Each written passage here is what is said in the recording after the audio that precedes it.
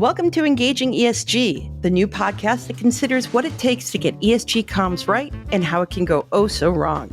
From fears of greenwashing and systemic bias to the backlash against woke investing, the risk of getting ESG wrong can be high, but so can ignoring the concerns of employees, consumers, and our planet. I'm Jennifer Owens, former external content strategy lead for Meta Sustainability. And I'm Kati Kallins, former head of sustainability engagement at Meta. In this 10-part series, we'll delve into the complexities of ESG communications by tackling your toughest inquiries. We'll explore the pitfalls and opportunities and share practical answers you and your team can use today as you navigate the evolving landscape of environmental, social, and governance topics.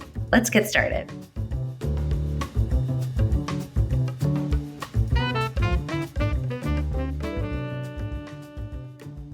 Kati, hello and welcome to our new podcast. Welcome to you too. I'm thrilled to embark on this exciting journey with you, Jen. ESG is increasingly becoming an essential aspect of so many business conversations, and yet so many of us are worried about getting it wrong.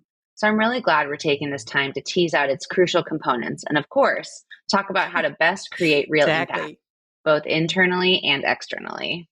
Which, okay, so brings us to our first awesome topic. So let's start with the fundamentals. What is ESG and why do we need to talk about it? So what is, because you hear people say it all the time, ESG this, ESG that. What is ESG? What is it? What does these letters stand for? Let's start there. Exciting, stupendous, sexy, gorgeous. Gal. Yeah, all these things, it's about us. Depending on the day. But no, ESG stands for environmental, social, and governance. And the way I like to think about it is a framework. So it measures a company's performance and impact in these three key areas. And that's going to mean different things for different companies. But at a high level, when we think about E, it's environmental factors like a company's carbon emissions or its water usage, even its approach to things like biodiversity and human rights. When we think about S, that bucket is for social. So those are factors that can focus on employee well-being, like diversity, equity, inclusion, now belonging, but also things related to the supply chain, like labor rights and things that relate to investments like community engagement. Mm-hmm. And the G, which I think can be the most nascent sometimes to understand, is for governance. And so that refers to how a company is led and organized. So how is the company's leadership structure? What is the transparency that company shares with investors and customers about how it's being run, who's on the board, right? And really kind of all things accountability. Love it. Yeah. And so I know we're going to get into a little bit more of the nitty gritty of what ESG means, but I think before we do, it's worth clarifying that when you hear or see the term ESG, it can refer to two different categories of topics in the business world. One is around business strategy and prioritization, and one is investments. So when we talk about ESG strategy, we're talking about how companies are prioritizing work that relates to the topics of E, S, and G, and which are of highest priority to the resilience of the business model and also key stakeholders. Those are both internally, like employees and executives, and externally, when we think about maybe customers and investors. Yeah. And then the second category of ESG is focused on the investment space. And this is the one that has gotten highly politicized in the last few years. This is the woke investing charge, right? Yes, exactly. This is, you would have maybe seen information around the legislation that the governor of Florida passed recently against woke investments. And this is the one where you see a lot of articles being written about like, what is the future of ESG? Is it even possible? And that's really around this idea of investments related to assessing companies on ESG factors. And it's important, and we're going to talk a little bit about ESG investors in this conversation today, but I think it's important to clarify that most of the topic of this podcast, when we think about business strategy and communications, is going to be on the first use of the term ESG, so the former.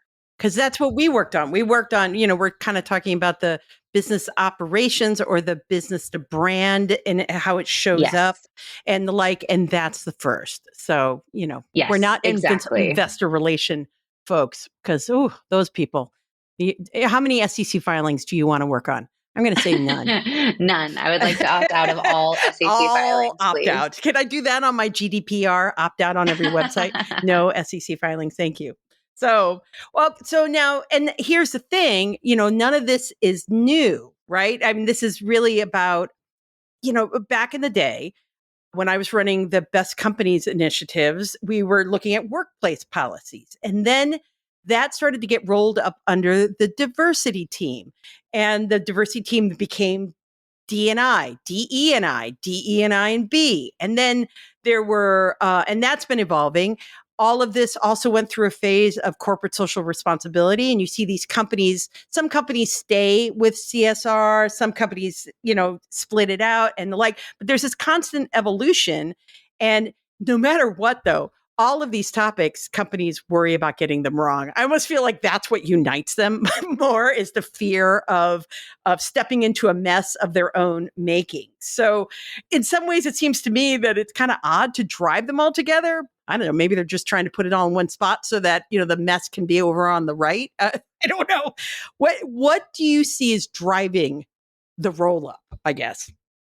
Yeah, no, I think, Jen, that's exactly the case. There's probably a lot of listeners right now who are having deja vu, Yeah. that this is not a new concept, but merely an evolution of kind of this concept that we can call purpose-driven business.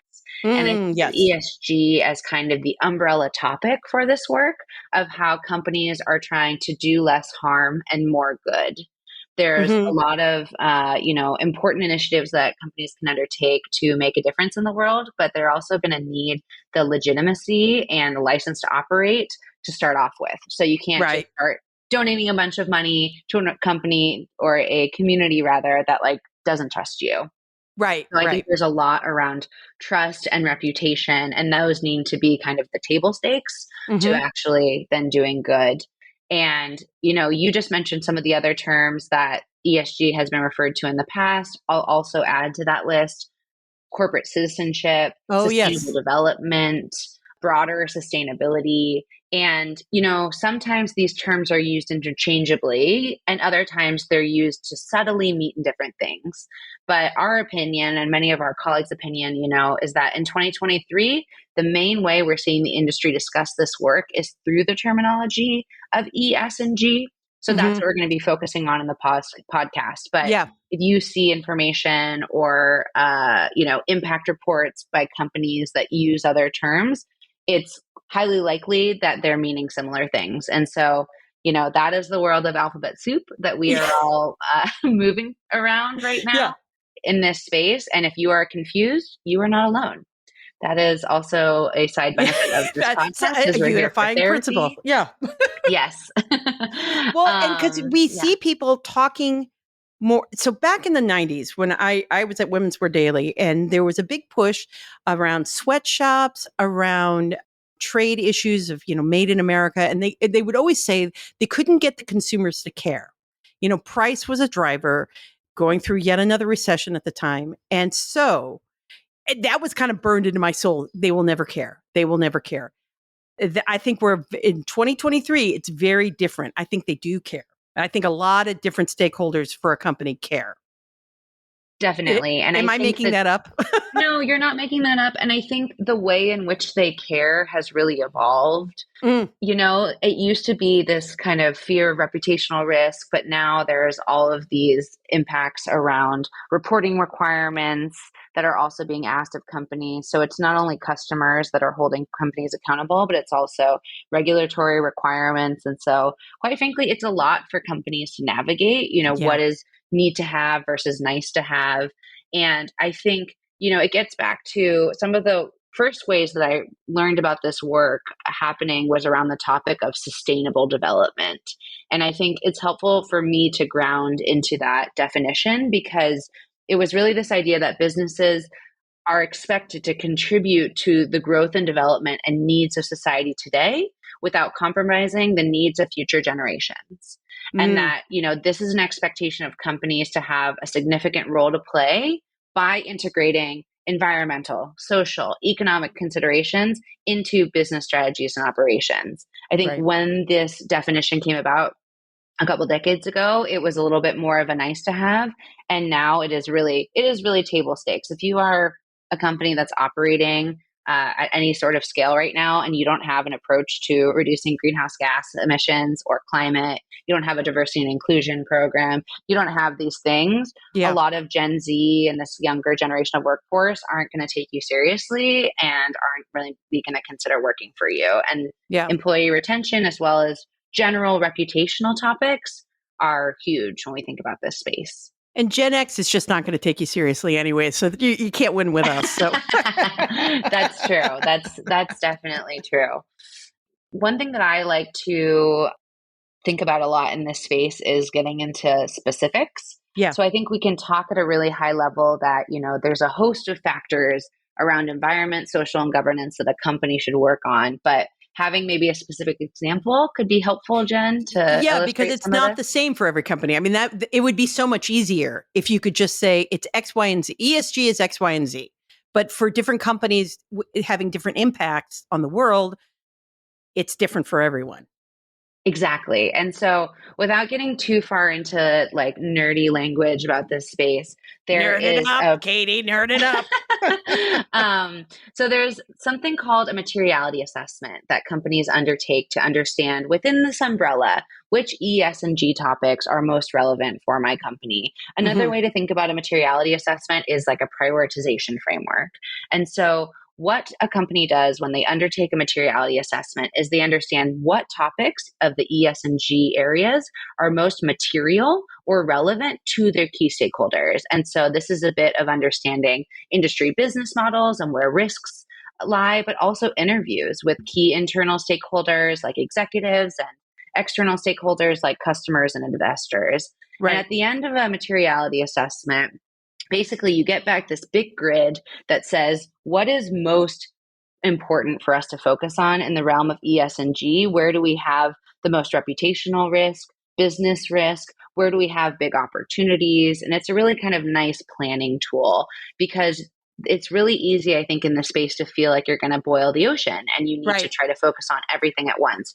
And actually, where we've really seen companies excel in this space is by having some ruthless prioritization, really understanding which of these topics are most integral to your business and are most top of mind for your key stakeholders, and focusing on a few and doing those well, and then expanding out. And so, one example that I think could be helpful for thinking about comparing what could be seen as like apples to apples organizations is, you have an organization like Coca-Cola, let's say, beverage company, and then Swell water bottles. They're both conducting materiality assessments to figure out what ES&G topics are most important.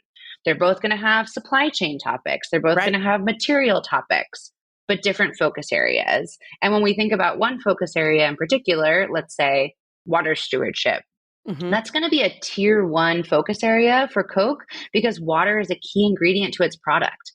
And for Swell, water will still be within their larger environment ecosystem of prioritized topics, but maybe it'll rank as a tier 2 or a tier 3. And so when Swell is just beginning their sustainability journey or their ESG journey, they will focus on water if they have capacity to, but maybe that's going to be farther down the line because it's not tier 1 to their business risks and to their stakeholders. And so really being thoughtful and saying no, which, is hard to do in our social lives and in our business lives. But it's so helpful. It's so helpful too when we're going to get talking about comms strategies. It's like, let me, you'll drown in the ocean. Watch out for the riptide. You need to know, get your feet on the ground to know what the topics are that are germane to the business. So it helps in every way to have that assessment done so you know what we're talking about here. Because yes, we would like to do everything well. We're not going to do it. Definitely. And as anyone who's worked in the business world is familiar, you're going to get oddball requests from executives. You're going to, there's going to be a new flashy partnership in the news. And so it's very common for sustainability teams and communication teams alike to get pulled in a lot of different directions. But if you have this foundational document of a materiality assessment or in some way, some kind of prioritization framework that you can report back to and say, hey, yes, love that that's a priority for you, Executive A, but we actually You're are really good focusing at saying on stuff like that too, by the way. at these Love three that for things. you. Would But love to revisit it in 6 months. Thank you yeah, so much for your enthusiasm. And then thanks that for can also caring. help for like the churn Yeah, internally as well, because then it keeps people focused on, eye on the prize. right. Well, so I've seen this happen in other industries where, the customers, their clients, or they're required by the markets that they're in to report on their policies, their results. And I used to do an initiative called Best Law Firms for Women.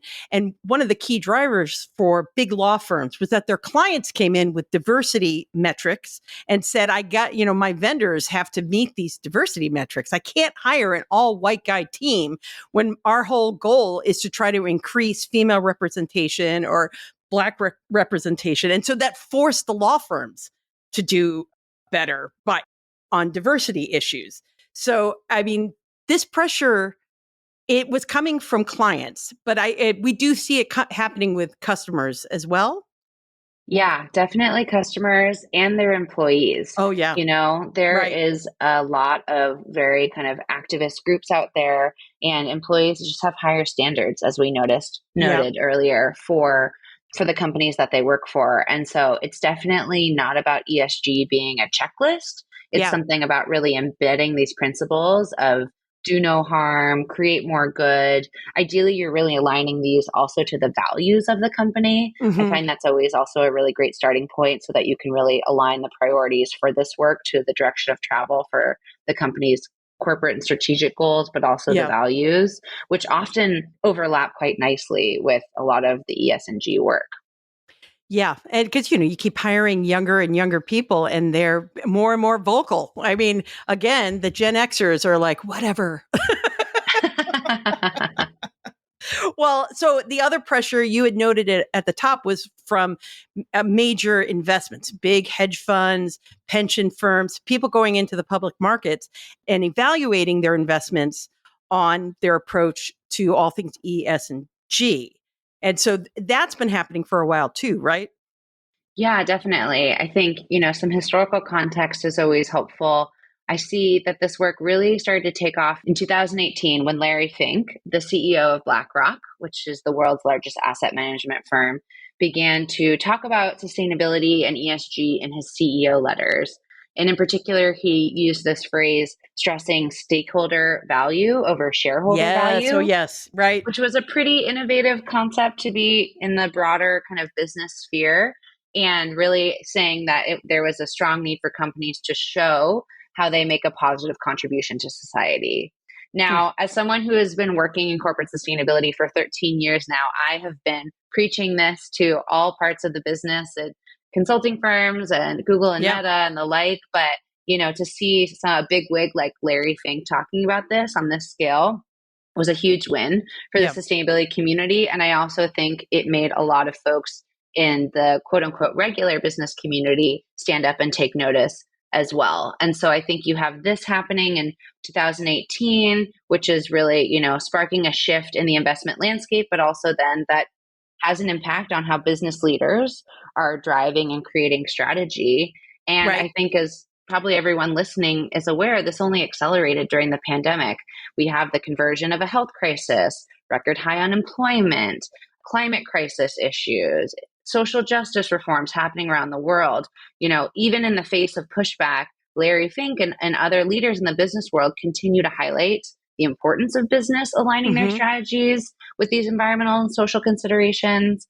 And once again, it just seems increasingly like table stakes. This is not just something that is a Right. nice to have. If This we is destroy the integral to the business. planet, how can we sell things to the planet? It just seems Yeah. pretty cut and dry to me, but goofy, just goofy me. So just saying. So Yeah. I mean, Jen, you were just in the Blade Runner skies in New yeah, York a I couple days was. I ago. really So was with the orange coming down. Oh my gosh. It was one of those things where you were like, this is kind of getting interesting. Wait a minute. And I think I will shut the windows now. I mean, it was circus peanut orange. That was the color. So amazing. Yeah, it's definitely becoming a reality for all of us, the impacts of the climate crisis and also, on the larger economy. So I think Yeah, it's helpful to note, some of these milestone moments for folks who are a little newer to the ESG landscape of where this started to right. gain momentum. And I think it's only speeding up as it gets more visibility, both in the political sphere and the news sphere. Yeah, And one thing that we like to note in this space is that we've been asking for so long for people to pay attention to us, and yeah. now they are, and we're like, oh, okay, well, Oh, you so don't now need to you say want to pay that. attention now that the skies are orange. All right. Okay. You're just going Yeah, to have to put up with me using this tone for about 2 minutes and then I'll welcome you in. So, well, but so a yeah, question that I always have is why philanthropy is part of this? Because it's always about business growth and business operations and the like. And I've seen various companies, Walmart is one, but they're not the only one, where the ESG head is also the head of their philanthropic work. And I'm like, oh, that's kind of interesting. yeah. So I think for me, my understanding of philanthropy falling under the ESG umbrella is really in the S bucket. So social, and when we think about people driven work, so this is, employee relations work, but also philanthropy as we think about donations to nonprofits Yeah. and how businesses are trying to make a positive community impact. Companies Yeah. giving usually aligns with the commitment to social responsibility and having a positive impact in the broader communities where they operate directly or the customer communities that they're addressing. So that's where I think the overlap Yeah. comes from. Because I often think of the S, even though the word is social, as I think of it as the DE and I work like internally, or the recruitment, retention, and advancement issues. And then, yeah, I mean, that's even more social. That's more S than the diversity work is how the brand socializes itself in the communities that it's part of. So, okay, I'll allow it.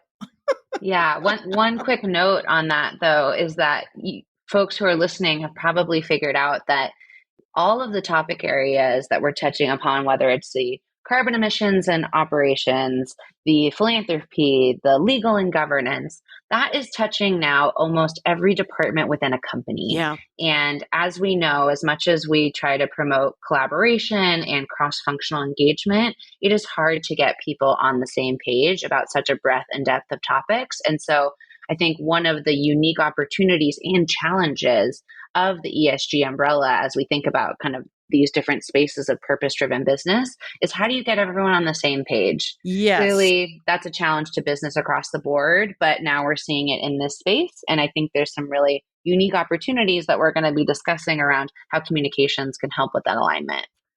Well, and to that point, when it comes to engaging ESG, yeah. So we're going to go deeper into this, but to create a cohesive comms framework, I mean, what does it take? I mean, I know I feel better. Like, I can't boil the ocean. I don't want to cover everything because I'll be running in every direction. But when I have a clear narrative to work with, it's so much easier. And it's not restricting, I would like to say to our fellow comms people. It actually empowers you to be more creative in the topics that you're going to cover. But what are the pieces do you think that we should be touching on putting together a framework around comms?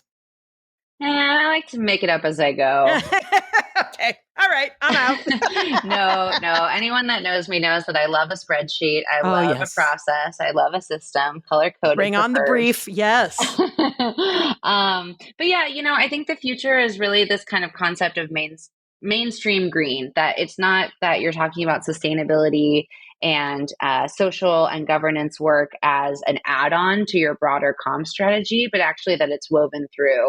It Yeah. matches up with the values of the company. It matches up with the North Star business strategies. And anyone who is working in this space of ESG and comms knows that it's not just within their company, but as Jen noted earlier, this is something that suppliers are asking for, customers are asking for, investors are asking for. So what if you start providing this information more proactively and do so in Mm. a way that they are excited to read it? It's an engaging story, but also has the nuts and bolts of the data sets that they're looking for as well. And that is the cherry on top. Trying to figure out how to share all that information and do so in a way that meets the criteria all the stakeholders that you're trying to appease and engage. It truly is appeasement sometimes, but yes. But so that tees up what we're going to be talking about. And I've absolutely loved this discussion because I always learn so much from you. But we're going to work on now as we tease out these elements that we've been touching on here and there that go into creating an effective ESG comm strategy after you've written that 140-page report that no one will read. Am I being a little harsh? No, I don't think you're being too harsh.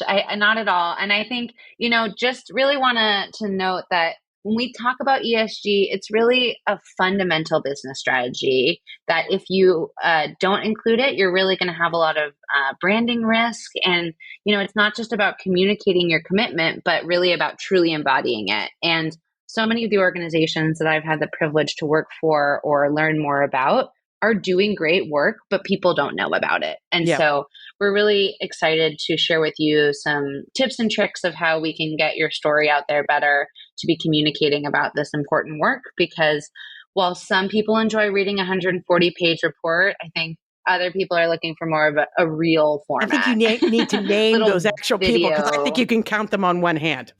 Probably. But yeah, we'll have many ideas to share about how to make that report, which we know many of you are producing annually, work harder for you and your brand and your stakeholders. So join us next time to break it all down. Thank you for joining us on Engaging ESG. Have a question for us to consider or a strategy you'd like us to cover? Email us today at engagingesg@gmail.com. Please remember to rate, review, and subscribe to Engaging ESG today. It helps us grow, and even better, be sure to share the podcast with your favorite sustainability, diversity, or social impact colleague. And until next time, keep engaging.